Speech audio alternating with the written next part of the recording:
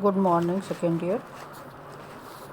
बीच में काफ़ी गैप हो गया आपके लेक्चर वीडियोस देने में। तो ये थर्मोडायनेमिक्स जो कि आपकी यूनिट 2 है, इसका थर्ड लेक्चर है। अब तक मैंने कवर करा है इस वाले यूनिट में कि सेकेंड लॉ की ज़रूरत क्यों पड़ी, और साथ ही कार्नट साइकिल को कवर करा है। और जो एफिशिएंसी ऑफ कार्नट साइकिल है वो मैंने आपको पीडीएफ फॉर्म में आपके व्हाट्सएप ग्रुप पर डाला है, वो आप देख लीजिएगा, और उस पर न्यूमेरिकल भी। तो एफिशिएंसी क्या है? Efficiency is equal to W/Q2। W work done and Q2 heat absorb. तो efficiency is equal to W/Q2 is equal to T2 - T1/T2। तो ये आप अपने व्हाट्सएप ग्रुप पे देख लीजिएगा, पीडीएफ फॉर्म में हमने आपको भेजा है ना। आप देखेंगे कार्नट थ्योरम या कार्नट प्रमेय। तो कार्नट प्रमेय क्या कहता है कि स्रोत तथा सिंक के समान तापों का मतलब नियत तापों के बीच कार्य करने वाले उत्क्रमणीय इंजनों की दक्षता समान होती है, कार्यकारी द्रव्य चाहे कोई भी लिया जाए। यहाँ हम कह सकते हैं कि all reversible heat engines working between the same two temperature have the same efficiency. यानी कि यदि टेम्परेचर नियत हो और दो रिवर्सिबल हीट इंजन काम कर रहे हों इन दोनों टेम्परेचर के बीच में, तो उनकी जो दक्षता है वो समान होगी। और जो एफिशिएंसी है रिवर्सिबल हीट इंजन का, वो डिपेंड करता है केवल सोर्स तथा सिंक के ताप पर, चाहे कार्यकारी द्रव्य कोई भी ले। It is independent of the nature of the working substance. तो ये तो है कार्नट प्रमेय क्या चीज़ है, कार्नट थ्योरम क्या चीज़ है कि एफिशिएंसी दो हीट इंजन की समान होगी यदि वो दोनों हीट इंजन दो सेम टेम्परेचर के बीच में, यदि नियत तापों के बीच में यदि कार्य करें। दो सोर्स और सिंक, दो सोर्स है और एक सिंक है, उनका जो टेम्परेचर है वो नियत है, तो उनके बीच में जो उनकी एफिशिएंसी होगी वो समान होगी। अब उसको हम डिराइव करेंगे, यानी कि व्युत्पत्ति करेंगे। लेकिन थ्योरम को जो हम डिराइव करेंगे या हम कहें प्रूफ करेंगे, जो स्टेटमेंट है थ्योरम का, इसको यदि हम प्रूफ करेंगे तो इनडायरेक्ट मैनर में करेंगे। इनडायरेक्ट मैनर क्या हुआ कि डायरेक्ट मैनर तो ये हुआ कि हम ये मान के चलें कि दोनों हीट इंजन की दक्षता समान हो, ये तो डायरेक्ट मैनर है कि यही हमने माना शुरुआत में। लेकिन यदि हम इसका उल्टा माने का मतलब कि दो हीट इंजन हैं लेकिन, और ये दो तापों के बीच में, समान तापों के बीच में वर्क कर रहे हैं, लेकिन इनकी जो दक्षता है वो समान नहीं है, ये मानते हुए हम आगे बढ़ेंगे और अंत में जाकर जो हमने माना है उसको गलत प्रूफ करेंगे। हम क्या गलत प्रूफ करेंगे? हम ये गलत प्रूफ करेंगे कि इन दोनों हीट इंजन की दक्षता अलग अलग नहीं हो सकती। तो क्या होगी? इन दोनों हीट इंजन की दक्षता समान होगी। इसी को हम कह रहे हैं कि हम इसको अप्रत्यक्ष रूप में प्रूफ करेंगे, सिद्ध करेंगे। तो हम शुरुआत में कोई भी प्रमेय होता है तो हम कुछ सपोज करते हैं, कंसिडर करते हैं। तो let us consider that there are two reversible heat engine 1 and 2 working between the same temperature limits T1 and T2। T1 sink का ताप और T2 सोर्स का ताप। तो इन दोनों ताप के बीच में ये दोनों हीट इंजन वर्क कर रहे हैं, बट हैविंग डिफरेंट एफिशिएंसी। अंतर क्या हुआ? हम क्या मान के चल रहे हैं कि लेकिन इनकी दक्षता अलग अलग है। हम ये नहीं मान के चल रहे हैं कि इनकी दक्षता समान है। हमने क्या माना कि इनकी दक्षता अलग अलग है, तभी हम इसको कह रहे हैं कि हम इनडायरेक्ट मैनर में प्रूफ करेंगे। तो हमने ये माना कि ये दोनों हीट इंजन की दक्षता कैसी है? अलग अलग, डिफरेंट एफिशिएंसी है। मान लें कि एक चक्र में In each cycle, engine 1 takes heat Q2 from the source at T2. तो एक साइकिल में क्या कर रहा है, जो इंजन 1 है वो सोर्स से, जो सोर्स किस टेम्परेचर पर है, T2 टेम्परेचर पर है, उससे कितनी ऊष्मा ले रहा है, Q2 ऊष्मा ले रहा है। और इस Q2 ऊष्मा लेकर ये इंजन कुछ काम कर रहा है। कितना काम कर रहा है, उस जो Q2 ऊष्मा लिया उसका उसने कुछ भाग काम में चेंज कर दिया। और कितना काम करा है इसने, W काम करा है। अब W काम करने के बाद जो जितनी ऊष्मा बची रह गई, तो कितनी ऊष्मा बची रह जाएगी, Q2 minus W is equal to Q1। तो ये Q2 minus W is equal to Q1 जो ऊष्मा है वो ये दे रहा है काम करने के बाद सिंक को, जो कि सिंक T1 ताप पर है।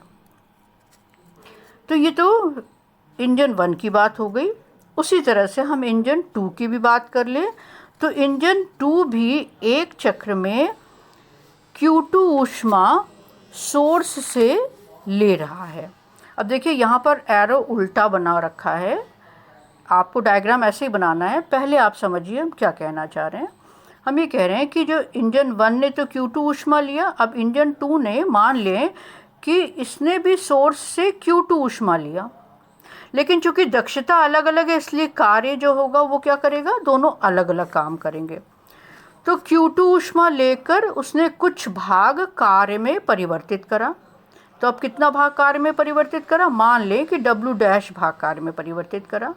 और बची हुई ऊष्मा कितनी हो जाएगी, Q2 माइनस W डैश, और इसको हम मान लें Q1 डैश। ये वो सिंक को, जो कि T1 ताप पर है, दे देता है। तो देखा आपने, दो हीट इंजन है जो कि एक हॉट रिजर्वॉयर T2 और कोल्ड रिजर्वॉयर यानी कि सिंक T1 के बीच काम कर रहे हैं। चूँकि हमने माना है दोनों की दक्षता अलग अलग है, इसके लिए इस वजह से इनके द्वारा जो कार्य हुआ वो भी अलग अलग है। इंजन 1 के द्वारा जो काम है वो W है और इंजन 2 के द्वारा जो काम है वो W डैश है। अब माना कि इंजन को हम इस तरह से युग्मित करते हैं कि जो पहला इंजन है वो डायरेक्ट मैनर में ऑपरेट करे, यानी कि taking up heat at T2, direct manner में ऑपरेट करे। इसका मतलब क्या करे, जो ये हमने पहले समझाया है वैसे ही, यानी कि क्या करेगा वो, कि वो हीट T2 टेम्परेचर पर जो रिजर्वॉयर है उससे लेगा, कुछ काम W करेगा और बची हुई ऊष्मा T1 ताप को दे देगा, जो भी हमने आपको समझाया है। जबकि इंजन 2 वो ऑपरेट करेगा रिवर्स मैनर में, उल्टे ढंग से। तो उल्टे ढंग से कैसे काम करेगा, अब ये देखिए जो ये एरो लगा है ये उल्टे ढंग से करने की वजह से ये एरो लगा है। तो रिवर्स मैनर में काम करेगा, अर्थात taking in heat at T1, यानी कि वो T1 ताप से ऊष्मा लेगा, having work done upon it, और काम इंजन के ऊपर होगा। यहाँ काम इंजन के द्वारा हो रहा है, यहाँ कार्य इंजन के ऊपर होगा, having work done upon it and giving up heat at T2, और जो ऊष्मा जो निकलती है वो किसको दे देगा, T2 ताप पर ऊष्मा वो दे देगा। तो अब हीट और वर्क जो कि एक साइकिल में हो रहा है उसको हम समराइज करेंगे। तो now heat and work taking place in one cycle, ये इंजन 1 है, इंजन 1 ये वर लिखा है, ये इंजन 2 के लिए लिखा है। तो हीट ट्रांसफ़र एट T2, तो T2 टेम्परेचर पर देखिए आप कि क्या हीट ट्रांसफ़र हो रहा है, इंजन 1 Q2 ऊष्मा एब्जॉर्ब कर रहा है और इंजन 2 Q2 ऊष्मा निकाल रहा है।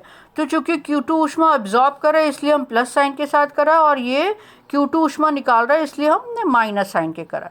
तो देखिए हीट ट्रांसफ़र एट T2, देखो डायग्राम में देखिए आप कि हीट ट्रांसफ़र एट T2, ये T2 है। तो जो T2 ताप पर हीट ट्रांसफ़र हो रहा है वो क्या हो रहा है, Q2, ये इधर Q2 है, ये तो ऊष्मा का अवशोषण हो रहा है, इसलिए हमने इंजन 1 के नीचे लिखा है प्लस Q2, और इधर Q2 इंजन 2 के द्वारा निकल रहा है, यानी कि वो हो गया माइनस में। तो देखिए ये हो गया हीट ट्रांसफ़र एट T2, तो ये Q2 हो गया आपका पॉजिटिव और ये हो गया -Q2। Now work done, engine 1 काम कर रहा है और इंजन 2 के ऊपर काम हो रहा है, ये हो गया -W dash. Now heat transfer at T1, T1 पे देखिए, आप देखिए इंजन 1 के द्वारा Q1 ऊष्मा निकल रही है तो -Q1, और इंजन 2 के द्वारा Q1 डैश ऊष्मा अवशोषित हो रही है, जा रही है इंजन 2 पर, तो ये हो गया +Q1 dash. Now the net result of the complete cycle, heat transfer at T1, कितना ट्रांसफ़र हुआ हीट, Q1 डैश ऊष्मा ली, चूँकि T1 ताप की हम बात कर रहे हैं, ये रहा T1 ताप से, तो T1 ताप से कितनी ऊष्मा ली गई, Q1 डैश ऊष्मा ली गई, और कितनी ऊष्मा निकली, Q1 ऊष्मा निकली। तो देखो यहाँ पर T1 ताप पर क्या हुआ, Q1 डैश ऊष्मा तो ली गई इंजन के द्वारा और Q1 ऊष्मा रिलीज़ की गई। ध्यान रखना ये कोल्ड रिजर्वॉयर की बात कर रहे हैं, सिंक की बात कर रहे हैं कि सिंक पे से कितनी ऊष्मा इंजन ने ली और कितनी ऊष्मा इंजन के द्वारा निकाली गई। Now work done, work done क्या हो जाएगा, W जो कि इंजन काम कर रहा है और -W डैश जो इंजन के ऊपर काम हो रहा है। अब आपने इसके पहले आपने निकाल लिया हुआ था कि Q क्या चीज़ है और Q1 डैश क्या चीज़ है। क्या है Q क्या चीज़ है, ये Q क्या चीज़ है, Q2 -W, और ये Q1 डैश क्या चीज़ है, Q2 -W डैश। ये देखिए आपने यहाँ पर निकाला है, तो ये लिखा है जो आपने अभी देखा। नाउ वर्क डन यानी कि क्या हो जाएगा, Q1 heat transfer at T1 is equal to क्या हो जाएगा, Q1 डैश माइनस Q1। तो यहाँ से इन दोनों से आप Q1 डैश माइनस Q1 लेंगे तो वो इज इक्वल टू आ जाएगा W माइनस W डैश, और W माइनस W डैश क्या है, वर्क डन, किया गया कार्य। तो इसका मतलब क्या हुआ कि युग्मित इंजन पूरी ऊष्मा को जो कि वो T1 ताप पर लेता है बिना किसी परिवर्तन के कार्य में रूपांतरित कर देता है। फिर से सुन लीजिए, ये जो कंबाइन इंजन है, जो युग्मित इंजन है, उसने पूरी ऊष्मा को, जितनी ऊष्मा उसने ली, कितनी ऊष्मा ली उसने, Q1 dash minus Q1, T1 ताप पर तो इतनी ऊष्मा ली है उसने, वो किसी भी कोई भी परिवर्तन किए बिना पूरा का पूरा वो कार्य में रूपांतरित कर देता है। यहाँ हम कह सकते हैं कि the combined engine able to convert the whole of the heat taken up from the reservoir at temperature T1 completely into work without leaving changes elsewhere। तो ये क्या चीज़ है, ये जो स्टेटमेंट हमने कहा कि ये जो कंबाइंड इंजन है वो पूरी ऊष्मा को जो कि T1 ताप पर ले रहा है पूरा का पूरा कार्य में रूपांतरित कर दे रहा है, कहीं कोई चेंज नहीं हो रहा है, कहीं ऊष्मा कहीं भी, पूरी ऊष्मा जो है वो कन्वर्ट हो रही है कार्य में, ऊष्मा कहीं पे भी रिलीज़ नहीं हो रही है, कहीं भी ऊष्मा का और कोई रूपांतरण नहीं हो रहा है, जो कि कॉन्ट्ररी है सेकेंड लॉ ऑफ थर्मोडायनेमिक्स का। तो हम क्या कह सकते हैं, हम ये कंक्लूड कर सकते हैं कि the two reversible engine 1 and 2 can not have different efficiency. तो हमने क्या कंक्लूड कर लिया, चूँकि ये हमने देखा कि पूरी की पूरा जो ऊष्मा अवशोषित हुई है वो पूरी कार्य में चेंज हो गई, जो कि सेकेंड लॉ के कॉन्ट्ररी है। अतः हम ये निष्कर्ष निकाल सकते हैं कि दो उत्क्रमणीय इंजन जो एक तथा जो इंजन 1 and 2 हैं उनकी दक्षता अलग अलग नहीं हो सकती। तो स्टेटमेंट जो कि कार्नट प्रमेय कहता है वो करेक्ट है। क्या कहता है कार्नट प्रमेय कि all reversible heat engine working between the same two temperature limit have the same efficiency. तो बच्चों ये कार्नट थ्योरम के बारे में था। इसके बाद हम डिस्कस करेंगे इसके आगे का, यानी कि एंट्रोपी डिस्कस करेंगे। और जो आपके साथ वीडियो में डिस्कशन नहीं होगा उनको मैं ई कंटेंट के द्वारा आपके व्हाट्सएप ग्रुप पर दूंगी, तो आप उनके द्वारा उनको पढ़ेंगे। और यदि आपको कुछ नहीं समझ में आता है, आप चाहते हो कि नहीं इनका भी वीडियो बनाया जाए, तो वो आप हमें व्हाट्सएप ग्रुप पर बता दीजिएगा या कमेंट में लिख दीजिएगा, तो फिर उनको भी हम वीडियो के द्वारा समझा देंगे। Thank you.